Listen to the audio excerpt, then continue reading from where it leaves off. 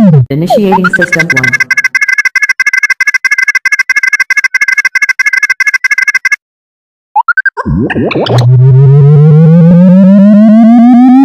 System 1 loaded.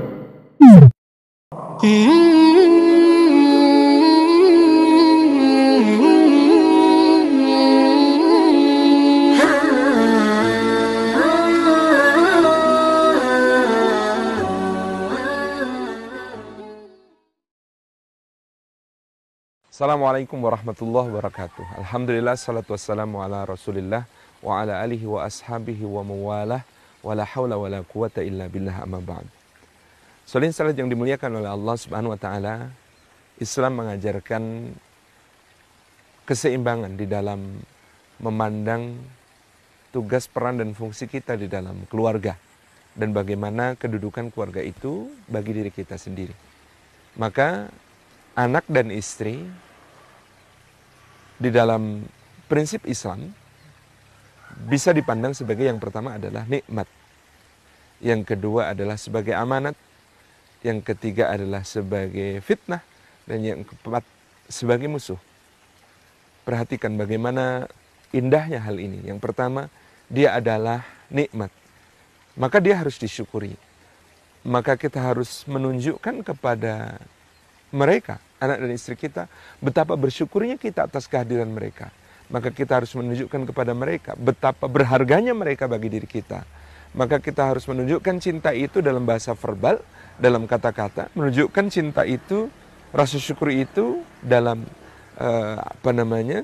satu ekspresi bahasa tubuh dengan ungkapan-ungkapan cinta yang sangat intens. Nabi SAW mencontohkan bagaimana beliau bermain, mencium, memeluk anak-anak dengan sangat indah.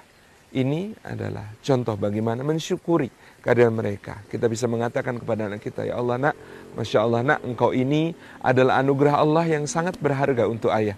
Anugerah Allah yang sangat berharga untuk Umi.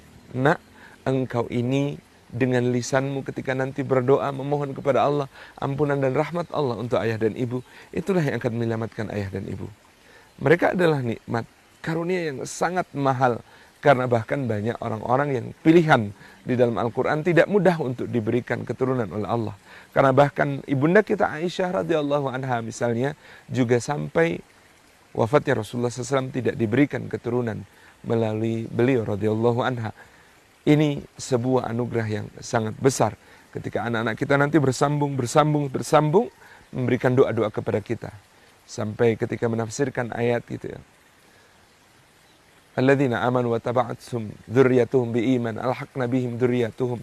Termasuk kenikmatan yang akan ditambahkan bagi ahli surga kelak adalah dihimpunkan di satu tingkatan surga yang sama dengan anak keturunan mereka yang sambung menyambung di dalam keimanan. Maka mensyukuri ini adalah hal yang paling besar yang perlu kita lakukan. Yang kedua, Allah Azza wa Jalla juga menyebut anak kita, istri kita sebagai amanat. Qu anfusakum wa ahlikum nara. Maka jaga mereka dan jaga seluruh keluarga kita ini dari api neraka. Bagaimana? Karena mereka dilahirkan dalam keadaan fitrah, maka kita juga harus menjaga mereka supaya nanti mati dalam keadaan fitrah pula. Maka menanamkan pendidikan adab yang baik, menanamkan tauhid, menanamkan muraqabatullah, menanamkan ibadah, menanamkan akhlak, menanamkan adab kepada mereka. Menjadikan orientasi keluarga visi misinya adalah untuk ke surga bersama-sama. Sebagai amanat dari Allah Subhanahu wa taala, ini menjadi sesuatu yang sangat sangat penting. Jadi yang kedua ini adalah amanat, maka amanat ini harus kita jaga betul-betul. Yang ketiga dia adalah fitnah, dia adalah ujian, maka harus disabari. Betapa banyak orang yang diuji melalui yang paling dicintainya. Dan bisa jadi yang paling dicintai adalah pasangannya, bisa jadi yang paling dicintai adalah anak-anaknya. Betapa banyak Allah menguji orang-orang pilihan juga dengan orang-orang terdekatnya. Bagaimana Nuh alaihissalam, Lut alaihissalam dengan istrinya. Bagaimana kemudian Yakub dengan putra-putranya. Ujian-ujian dari yang diberikan oleh Allah Subhanahu wa taala berupa anak kita, istri kita, agar kita menempatkan diri sebagai suami, bukan pemilik istri. Istri bukan sebagai pemilik suami. Orang tua bukan sebagai pemilik anak. Anak bukan pemilik orang tua. Karena masing-masing kita semua cuma dititipi dititipi untuk kelak Allah Subhanahu wa taala mintai pertanggungjawaban atas mereka. Ini fitnah, ini ujian. Dan yang terakhir bahwa dia adalah musuh bagi kita. Bisa jadi dia menjadi musuh bukan karena kesengajaannya. Dia menjadi musuh karena godaan syaitan terhadapnya. Dia menjadi musuh pada suatu saat dikarenakan hawa nafsunya. Dia menjadi musuh pada suatu saat karena hendak menyeret kita kepada apa yang dimurkai oleh Allah Subhanahu wa taala, dengan hasratnya, dengan keinginannya untuk mendapatkan harta misalnya, untuk mendapatkan sesuatu yang mewah, megah misalnya, untuk kemudian membawa kita kepada keingkaran, kekufuran, kemaksiatan di dalam kehidupan ini.